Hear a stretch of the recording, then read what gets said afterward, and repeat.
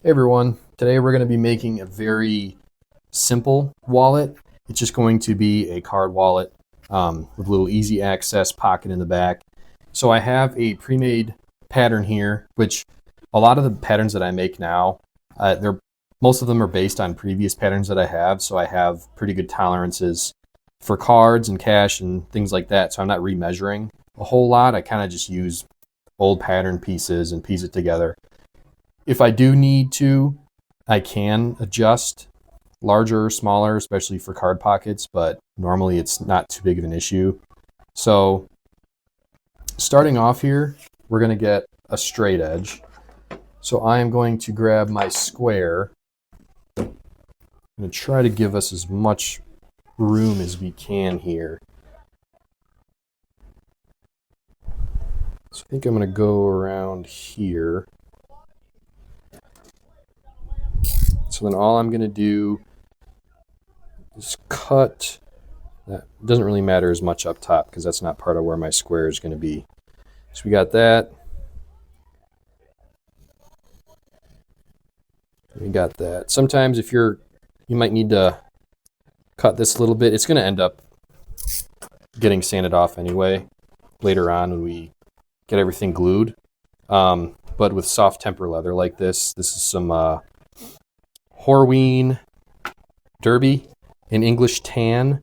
So it's very soft. So basically what we're going to do here is this. I get this from Mask on Leather. A lot of the stuff that I do comes from him. I really like the wallets that he makes, and I like his videos. Big fan of him. I've learned a lot from what he does to make things simple and try to make leathercraft as enjoyable as possible. So this is what he calls a bump jig. I think these are just setters. They might be router setters, I think. I got them on Amazon. They're just brass. They got some pretty good weight to them, but you just butt them up against your pattern, and then you butt your straight edge up against your bump jig, and then you can just cut. Obviously, these aren't going to be as nice as the ones that he has because they're just cheapos on Amazon, but it's straight enough. I don't need CNC machining type accuracy. So we're going to do the same here. Just hold your spot. It's just, I don't know, it's really easy. You don't have to measure on every one. You literally only measure once and reuse it, as Mascon always says. So here, I'm going to throw this square. Then I'm going to take my pattern. So now we need to cut out, I'm not even in frame. So I'm going to scratch this with a scratch awl because this is going to be a little indent for when you're grabbing cards. And then at this end, I have two little holes, and these are going to be, I'm going to hole punch these, and then I'm going to cut a straight line in between the two, and that's going to be like an extra card slot or an easy access card slot. So you're not going through and sifting through your cards. You can just grab your most used card right away, and then you're good to go. So I have some arc punches here, cheapo as Amazon. Some of my other tools are more expensive, like mauls or edge bevelers and things of that nature. But for things with like cutting and stuff like that, everything I have is pretty affordable. So we got that cut. I will go through here. I have a little curve tool. So you kind of find one that you like. This is the one that I've been using. So I'm going to line this up as best I can. Obviously, I can't bump it up against. I know if you have nice like arc jigs like Mascon has, it's a whole lot easier because you can butt it up against a straight edge. So we're kind of just somewhat eyeballing this, but it ends up working out really well anyway. So we got both our sides here. So now we got a nice curve. There's no like jagged edges or anything. So now that we have that taken care of, we have our two holes here that need to be punched. For these, I like to just use a rotary cutter. It they're easy. They slice through really clean. So I'll kind of give myself a little bit of an indent so I can tell where I'm at. And then when I like where that indent is, I'll actually punch through. So we got the one there. See, that one's off a little bit, so I can go back. All right. So now, got our holes punched. We're just going to connect the two holes together.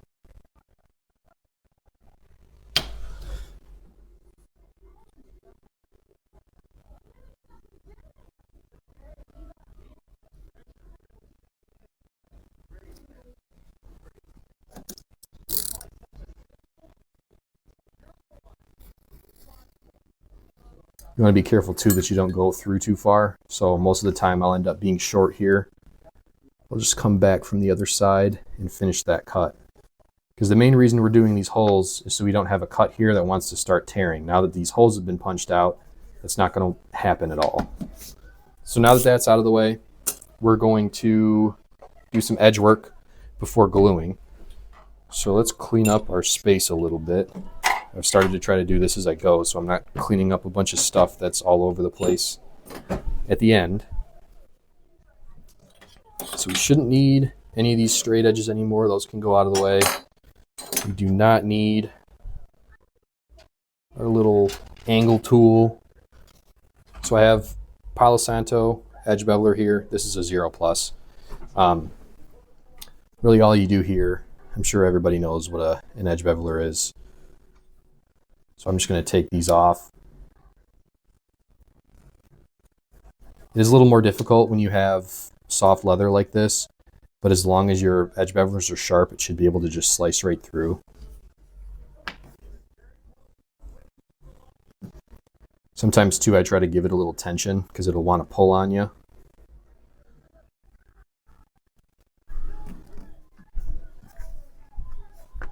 Sometimes too, you might have to go back through. All right, so those are done.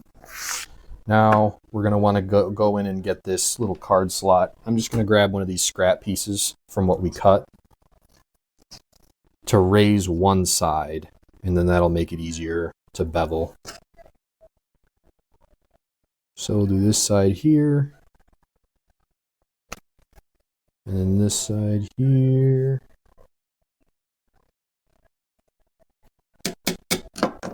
And then we'll just flip it around this way. And you got this side done. And we will go in and obviously finish these edges as well.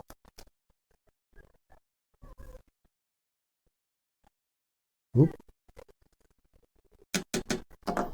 All right, so now we'll do some finishing of the edges here. Obviously, we're not going to do anything with these yet because our wallet's going to be closed like this. So we'll want to finish these together. So this will be sped up. There's really no reason for you guys to watch me do all the edge bevel or the edge finishing. So yeah, let's get to it.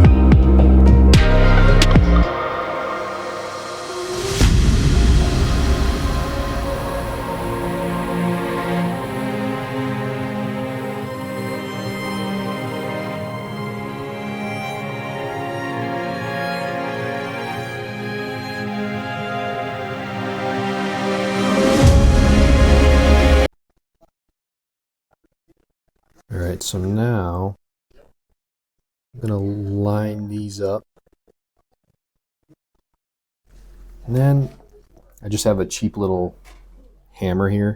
I'm going to get this down a little bit. And then to help with the gluing, I'm going to take out some of this leather here. I'm going to skive it out.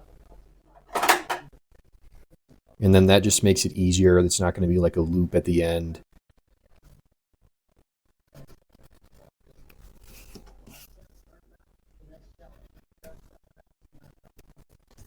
All right. So now we are ready to glue. So I'm going to just basically put glue on this side, glue on this side. We'll do that here real quick.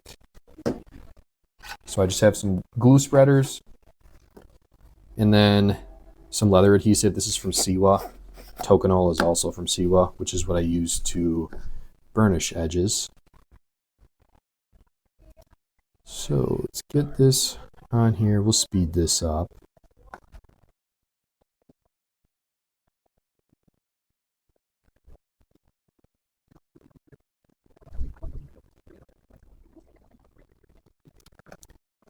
All right, so now that we have our glue down, I'm gonna grab my little hammer here. We'll get this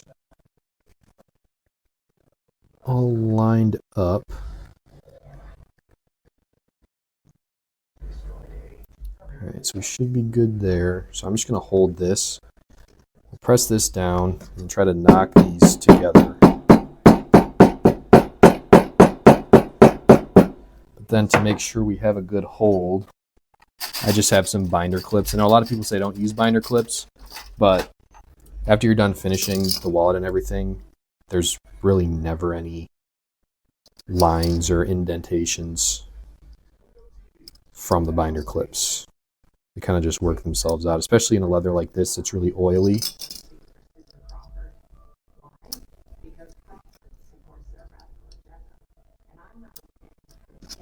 Okay, so we're going to let this dry for a bit, and then we will be back to start our stitch lines and then stitching and all that kind of thing. All right, so now we're going to do our stitch line. So I think this is a premium wing divider from Rocky Mountain. I just got the small version. I really never change the width between the two tips just because I pretty much always have the same depth between my stitches and the edge of the leather. So I just take these through. The main reason that I have this over like a normal wing divider is because the one that I had a lot of bend in it. But as you can see here, they're nice and, I wouldn't say they're sharp.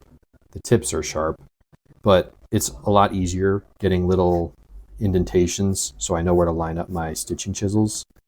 So that's what we'll do next. Now that we have our lines here, I'm going to grab, normally I'll grab like a 1, a 4, and then a 10. This 10 is from eBay. I think I got a full pack of these for like $12, and then with shipping it was like $20. The tops on some of the smaller ones are a little rounded, so they're kind of hard to hit. So I have some of these Weaver punches. I'm just using 4mm in between each tip.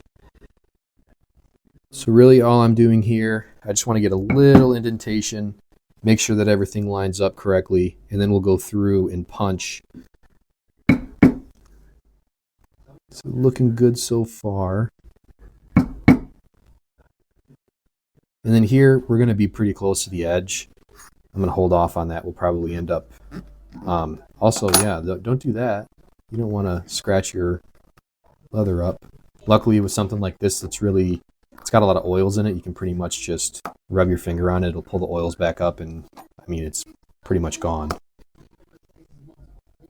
So let's do our other side here.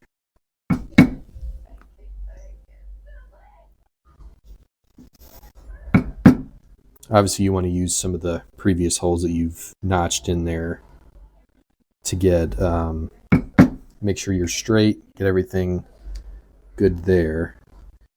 So this looks good to me so far.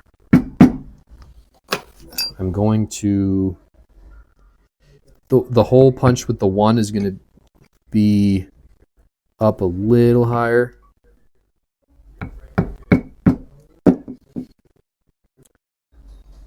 Or it's going to be, the distance between them isn't going to be as far, which I don't have a problem with. I just want to make sure that I don't have a huge long stitch going from one side over to the other. So now this is just like I think it's a granite block. I'm not good with materials like that. And then I just have this rubber punch pad. Grab our big chisel. That's what we'll start with. Hold it straight up and down. I have a Barry King Maul here. Just hit it. And we punched all the way through. If I'm in really thick leather, I'll use a bone folder. Makes it a whole lot easier to pull up. I don't really need that for this since it's only 2 layers.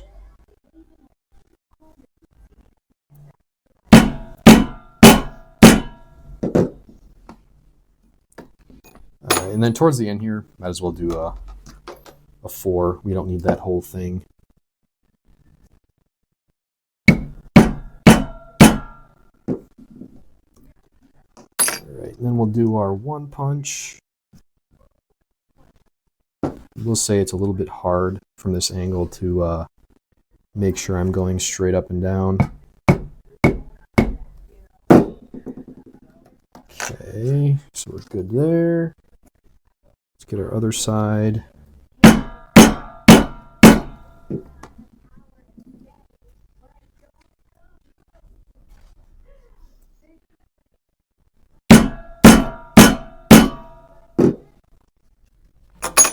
We'll go back to our 4.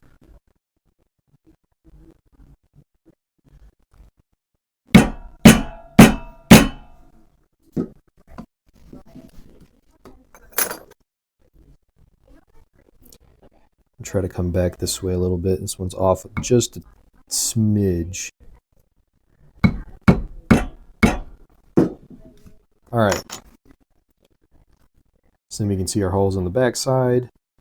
Everything came through straight. Obviously, you want to be perpendicular when you're punching here. Otherwise, if you're at angles, your other side's going to come through at an angle, which that can be a little bit difficult with thicker leathers, just because you have to hit harder. It gets kind of difficult to actually punch through everything. So, yeah, we will go ahead and let's do some stitching.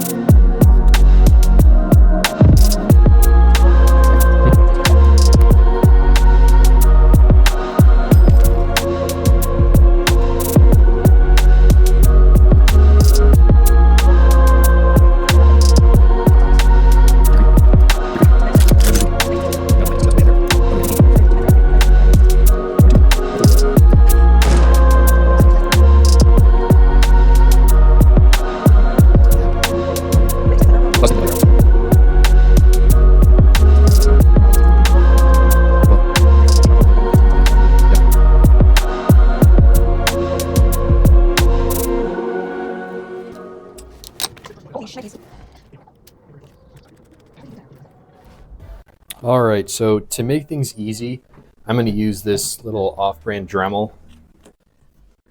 So as we can see here, we pulled a little bit away when we were doing our hole punches or our stitching punches.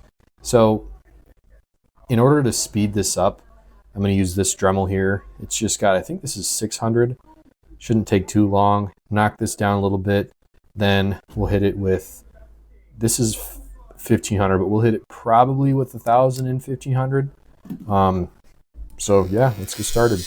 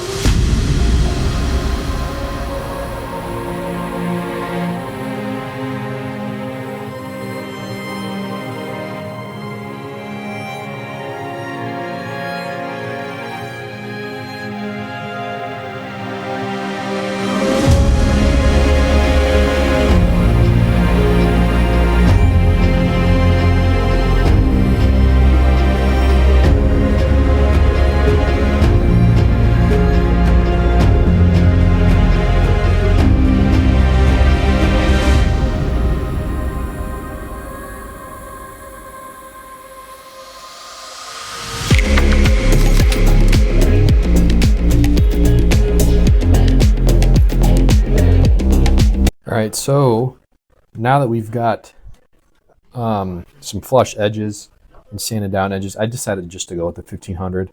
The 600 did pretty well already, so we're nice and flat here. We'll grab our Palo Santo edge beveler and take off this excess that we just built up.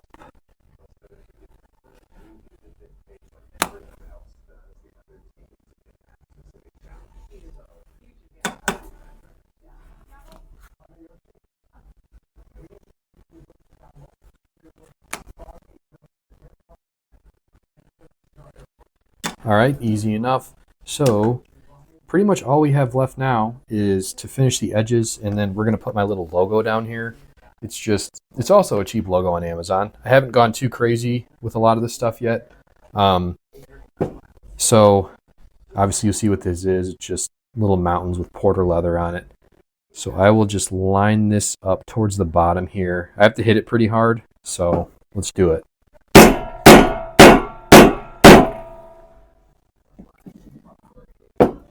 All right, so hopefully with the contrast of the light, we should be able to see. Obviously, it's very simple, but I like how it looks. I don't need anything crazy at this point, just something nice.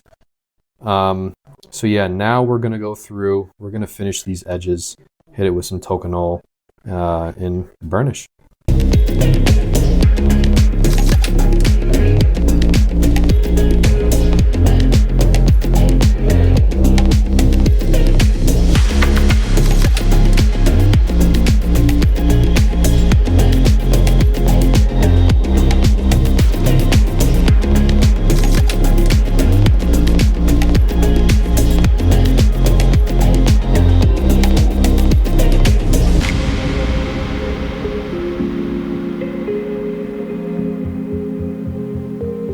All right, so we are finished here.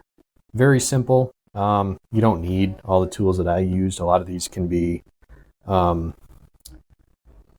a lot of things that you see here we could have done with other tools. I just kind of used what I had. Pretty simple. So you throw your cards in here, your most used card or cards, however many you can fit, slide in here, so you can just grab. And then what I do like about this is you can kind of pinch a little bit. So obviously you have more room to get in the front to grab your cards with this little indentation. And then you squeeze the sides a little bit, frees up and opens these flaps, so it's easier to kind of slide in and grab your cards. So I hope you guys enjoyed this video. It might be pretty long because it was more of a walkthrough than anything. So yeah, I hope you guys enjoyed this video, and I'll see you in the next one.